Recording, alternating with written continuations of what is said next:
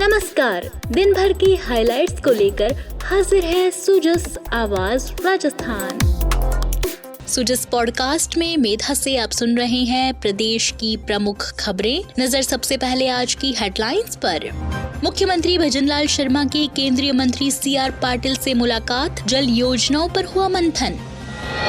मौसमी बीमारियों से बचाव को लेकर स्वास्थ्य विभाग अलर्ट, राष्ट्रीय डेंगू दिवस पर चौक क्लीन कवर थीम पर जिलों में चलेंगे जागरूकता कार्यक्रम।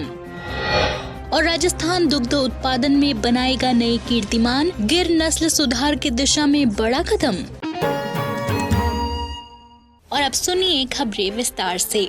मुख्यमंत्री भजनलाल शर्मा ने गुरुवार को नई दिल्ली में केंद्रीय जल शक्ति मंत्री CR पाटिल से उनके निवास पर शिष्टाचार भेंट की। इस दौरान श्री शर्मा ने प्रदेश की जल संसाधन विकास योजनाओं, सिंचाई परियोजनाओं, पेयजल आपूर्ति व्यवस्था और नदी संरक्षण कार्यक्रमों पर विस्तृत रूप से सार्थक चर्चा की।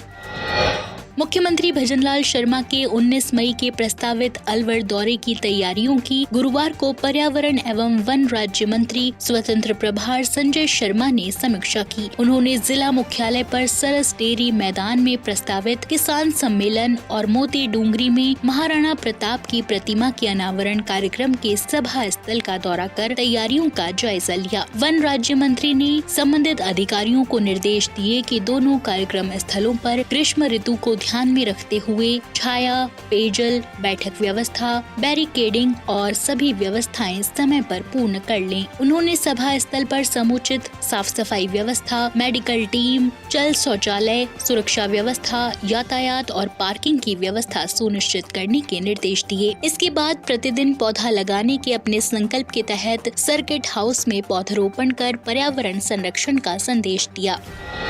उप मुख्यमंत्री डॉक्टर प्रेमचंद बैरवा ने उपराष्ट्रपति जगदीप धनखड़ को गुरुवार को जयपुर एयरपोर्ट से प्रस्थान पर विदाई दी। इससे पहले उपराष्ट्रपति ने जयपुर में विद्याधर नगर के श्री भैरव सिंह शेखावत मेमोरियल लाइब्रेरी के लोकार्पण कार्यक्रम में बतौर मुख्य अतिथि शिरकत कर उद्घाटन किया। इस अवसर पर सांसद घनश्याम तिवारी, अतिरिक्त मुख्य सचिव अल्पसंख्यक मामलात विभाग अश्विनी भगत, पुलिस महानिदेशक UR साहू, पुलिस उपायुक्त जयपुर तेजस्विनी गौतम और अन्य उच्च अधिकारी मौजूद रहे।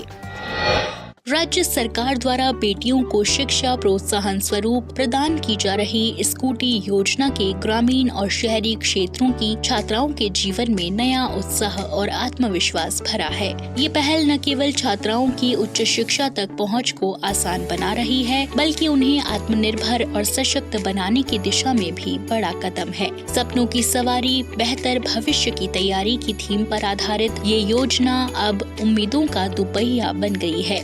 स्कूटी मिलने से बेटियों की आवाजाही आसान हो गई है। वे समय पर कॉलेज पहुंच रही हैं और अपनी पढ़ाई में पूरी तरह मन लगा पा रही हैं। राज्य सरकार की इस पहल से अब तक हजारों बेटियों को लाभान्वित किया जा चुका है। खासकर दूर दराज के गांवों की छात्राओं के लिए ये स्कूटी एक वरदान साबित हो रही है, जहां सार्वजनिक परिवहन की सीमित सुविधा उन्हें पहले उच्च शिक्षा से वंचित कर देती थी। सरकार का यह प्रयास महिला सशक्तिकरण और शिक्षा को बढ़ावा देने की दिशा में एक प्रेरणादायी उदाहरण बन चुका है। सपनों की सवारी अब सिर्फ एक वाहन नहीं, बल्कि बेटियों के उज्जवल भविष्य की मजबूत नींव बन चुकी है। राज्य सरकार का संकल्प है कि हर बेटी पढ़े, आगे बढ़े और अपने सपनों को साकार करे। मुख्यमंत्री भजनलाल शर्मा ने सोशल मीडिया संदेश पर एक वीडियो साझा करते हुए लिखा, सपनों की सवारी, बेहतर भविष्य की तैयारी। राज्य सरकार द्वारा प्रोत्साहन स्वरूप बेटियों को दी जाने वाली स्कूटी से न केवल उनकी शिक्षा सुलभ हो रही है, बल्कि बेटियां आत्मनिर्भर और सशक्त भी हो रही हैं। हमारा कॉलेज यहाँ से बहुत दूर है, जहाँ मुझे अपने घर वालों की मदद से या बस या किसी साधन से जाना पड़ता था। हमारा स्कूल यहाँ से 45 किलोमीटर दूर है, बॉर्डर एरिया पर, और हम जब एग्ज़ाम देने जाते हैं तो वहाँ से 30 किलोमीटर दूर जाना पड़ता है। भजनलाल ने जो हमें स्कूटी प्रदान की है उसके लिए बहुत बहुत धन्यवाद। और हमें इसमें आने जाने में कोई दिक्कत नहीं होती है, हम आसानी से पहुँच जाते हैं। मेरा नाम प्रियंका है और मेरे पिताजी का नाम आसूराम जी है। मेरा गांव गागरी स्टेशन, जिला बाड़मेर। बहुत बहुत धन्यवाद आपने ये जो स्कूटी प्रदान की। मेरा नाम प्रियंका देवासी है, मेरा गांव बाइतू है, मैं BA सेकेंड ईयर में पढ़ती हूँ, जहाँ कॉलेज जाने के लिए मुझे घर वालों की मदद लेनी पड़ती, लेकिन जब जी मुझे स्कूटी मिली है तो मैं आसानी से कॉलेज जा सकती हूँ और अपना समय भी बचा सकती हूँ। हमारे जैसी हजारों बेटियों को उड़ान देने पर मुख्यमंत्री जी भजनलाल जी शर्मा आपका बहुत बहुत शुक्रिया।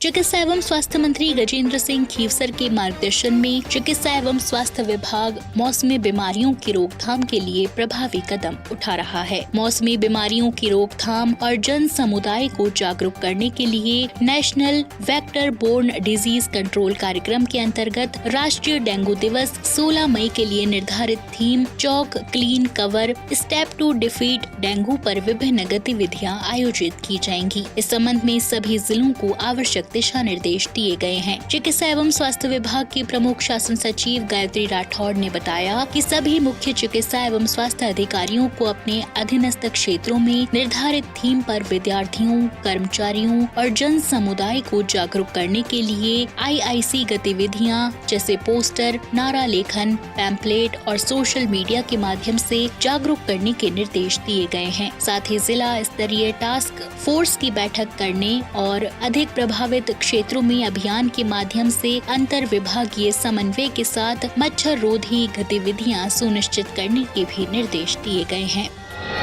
ऊर्जा राज्य मंत्री स्वतंत्र प्रभार हीरालाल नागर ने कहा कि मुख्यमंत्री भजनलाल शर्मा के नेतृत्व में राज्य सरकार अक्षय ऊर्जा परियोजनाओं को तेजी से बढ़ावा दे रही है। उन्होंने बताया कि वर्ष 2030 तक देश की 500 गीगावाट अक्षय ऊर्जा उत्पादन क्षमता के लक्ष्य में राजस्थान की भूमिका अहम होगी। जयपुर में आयोजित राजस्थान रिन्यूएबल एनर्जी कॉन्क्लेव में उन्होंने कहा कि प्रदेश में अब तक 4630 मेगावाट क्षमता के सोलर पार्क स्थापित हो चुके हैं, जबकि 10,450 मेगावाट के निर्माणाधीन हैं। राजस्थान को सोलर उपकरण निर्माण का हब बनाने के लिए निवेशकों को पूरा सहयोग दिया जा रहा है। कार्यक्रम में विशेषज्ञों ने भी राजस्थान के ऊर्जा नवाचार और किसानों के लिए ऑफ ग्रिड सोलर पंपों की सफलता की सराहना की।